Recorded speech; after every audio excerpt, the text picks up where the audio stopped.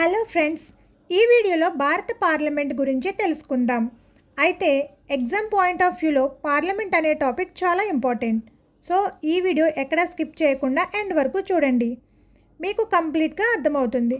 ఇక టాపిక్లోకి వెళ్తే, భారత పార్లమెంట్ అనే టాపిక్ మనం బ్రిటన్ దేశం నుండి అంటే బ్రిటిష్ వారి నుండి స్వీకరించాం.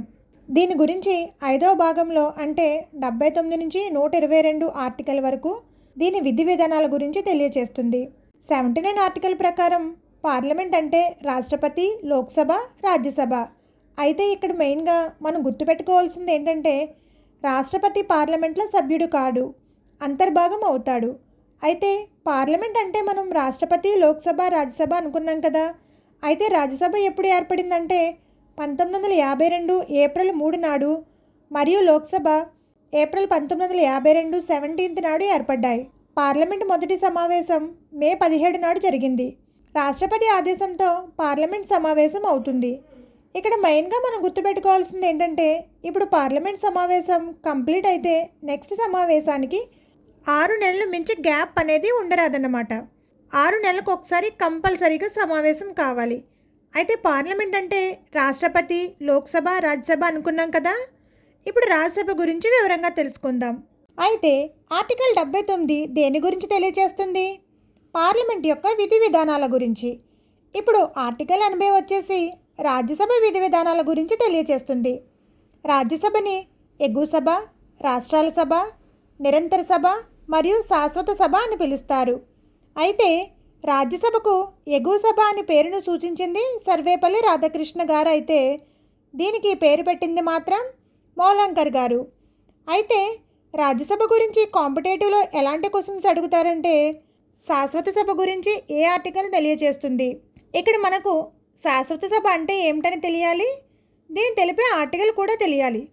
శాశ్వత సభ అంటే రాజ్యసభ, దీని గురించి తెలిపే ఆర్టికల్ 80. ఆర్టికల్ 84 ప్రకారం రాజ్యసభకు ఎన్నిక కావడానికి అర్హతల గురించి తెలియజేస్తుంది.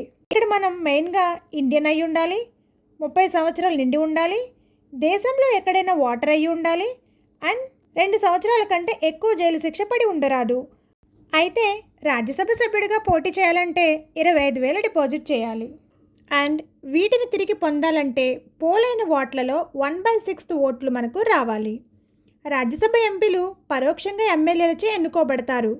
వీరి పదవీకాలం 6 సంవత్సరాలు. ప్రతి 2 సంవత్సరాలకు ఒకసారి 1/3 వంతు మంది పదవీ విరమణ చేసి వారి ప్లేస్లో కొత్త వారిని ఎన్నుకోబడతారు. ఇక్కడ ఎన్నో షెడ్యూల్ రాజ్యసభ గురించి తెలియజేస్తుంది, 4వ షెడ్యూల్ రాజ్యసభ గురించి తెలియజేస్తుంది. అంటే రాజ్యసభ సీట్ల గురించి తెలియజేస్తుంది. రాజ్యసభ సభ్యుల సంఖ్య అనేది ఆ రాష్ట్ర జనాభాపై ఆధారపడి ఉంటుంది. అండ్ ఇక్కడ రాజ్యసభ అనేది రాష్ట్రాలకు ప్రాతినిధ్యం వహిస్తుంది. రాష్ట్ర జాబితాలో చట్టం చేసే అంశంపై ఫస్ట్ తీర్మానం చేసే అధికారం రాజ్యసభకు ఉంటుంది. రాజ్యసభలో గరిష్టంగా 250 మంది ఉంటారు. 238 మంది రాష్ట్రాలు మరియు కేంద్రపాలిత ప్రాంతాల నుండి ఎన్నుకోబడతారు, మరియు 12 మందిని రాష్ట్రపతి విశిష్ట వ్యక్తులను రాజ్యసభకు నామినేట్ చేస్తారు. అయితే ఆర్టికల్ 89 ప్రకారం ఉపరాష్ట్రపతి రాజ్యసభ యొక్క చైర్మన్గా ఉంటారు. అందుకే రాజ్యసభ సభ్యులు తమ రాజీనామాను ఉపరాష్ట్రపతికి సమర్పిస్తారు. అయితే రాజ్యసభ చైర్మన్ అయిన ఉపరాష్ట్రపతిని ఎవరు ఎన్నుకుంటారో తెలుసా? ఓన్లీ రాజ్యసభ ఎంపీలు, లోక్సభ ఎంపీలు మాత్రమే ఎన్నుకుంటారు. దీనిలో ఎమ్మెల్యేలు ఉండరని గుర్తించాలి. అయితే రాష్ట్రపతిని ఎన్నుకునేటప్పుడు రాజ్యసభ ఎంపీలు, లోక్సభ ఎంపీలు మరియు ఎమ్మెల్యేలు కూడా ఉంటారు.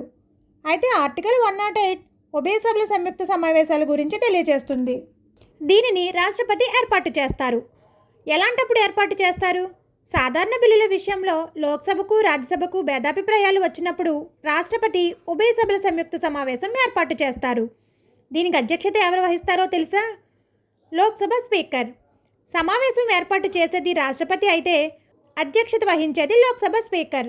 అయితే ఉభయ సభల సంయుక్త సమావేశం అనేది ఓన్లీ సాధారణ బిల్లుల విషయంలో మాత్రమే వర్తిస్తుంది. ఆర్థిక బిల్లులు, బడ్జెట్, ద్రవ్య బిల్లుల విషయంలో దీన్ని ఏర్పాటు చేయడం కుదరదు. అయితే మనం రాజ్యసభకు చైర్మన్ ఉపరాష్ట్రపతి అనుకున్నాం కదా. ఉపరాష్ట్రపతి తన రాజీనామాను ఎవరికి సమర్పిస్తారు? ఉపరాష్ట్రపతిని తొలగించే తీర్మానం ఫస్ట్ రాజ్యసభలో ప్రవేశపెట్టాలి. అయితే ఉపరాష్ట్రపతి రాష్ట్రపతి సమక్షంలో పదవి ప్రమాణ స్వీకారం చేస్తాడు మరియు తన రాజీనామాను కూడా రాష్ట్రపతికే సమర్పిస్తారు. ఇప్పుడు రాజ్యసభ గురించి తెలుసుకున్నాం కదా.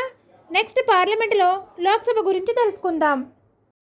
ఆర్టికల్ 81 లోక్సభ యొక్క విధి విధానాల గురించి తెలియచేస్తుంది. అయితే లోక్సభను దిగువ సభ, అశాశ్వత సభ, ప్రజల సభ అని అంటారు. లోక్సభ సభ్యునిగా పోటీ చేయాలంటే ఇండియన్ అయి ఉండాలి, 25 సంవత్సరాలు నిండి ఉండాలి మరియు దేశంలో ఎక్కడైనా ఓటర్ అయి ఉండాలి. 2 సంవత్సరాల కంటే ఎక్కువ జైలు శిక్ష పడి ఉండరాదు. లోక్సభ సభ్యునిగా పోటీ చేయాలంటే 25,000 డిపాజిట్ చేయాలి. దీన్ని తిరిగి పొందాలంటే పోలై చెల్లిన ఓట్లలో 1/6 వంతు ఓట్లు మనకి రావాలి.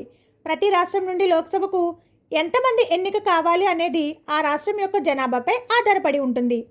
1947 నవంబర్ 17 రాజ్యాంగ సభ సమావేశమై జీవి మౌలంకర్ గారిని లోక్సభ స్పీకర్గా ఎన్నుకుంది. ఇతనిని లోక్సభ పితామహుడు అని అంటారు. లోక్సభలో గరిష్టంగా 552 మంది ఉండాలి. కానీ ప్రెజెంట్ 543 మెంబర్స్ ఉన్నారు. ఇందులో 524 మెంబర్స్ వివిధ రాష్ట్రాల నుండి ఎన్నిక అవుతారు మరియు 19 మంది కేంద్రపాలిత ప్రాంతాల నుండి ఎన్నికవుతారు. లోక్సభ యొక్క పదవీ కాలం 5 సంవత్సరాలు. అయితే రాష్ట్రపతి అనుకుంటే ప్రధానమంత్రి మంత్రిమండలి సలహా మేరకు లోక్సభను ముందుగానే రద్దు చేయవచ్చు. ఆర్టికల్ 110 ప్రకారం ద్రవ్య బిల్లులు, ఆర్టికల్ 117 ప్రకారం ఆర్థిక బిల్లులు, ఆర్టికల్ 112 ప్రకారం బడ్జెట్ను మొట్టమొదటిగా లోక్సభలోనే ప్రవేశపెట్టాలి. ఒక బిల్లును ద్రవ్య బిల్లా కాదా అని నిర్ణయించేది లోక్సభ స్పీకర్. కేంద్ర మంత్రి మండలి లోక్సభకు సమిష్టిగా బాధ్యత వహిస్తుంది.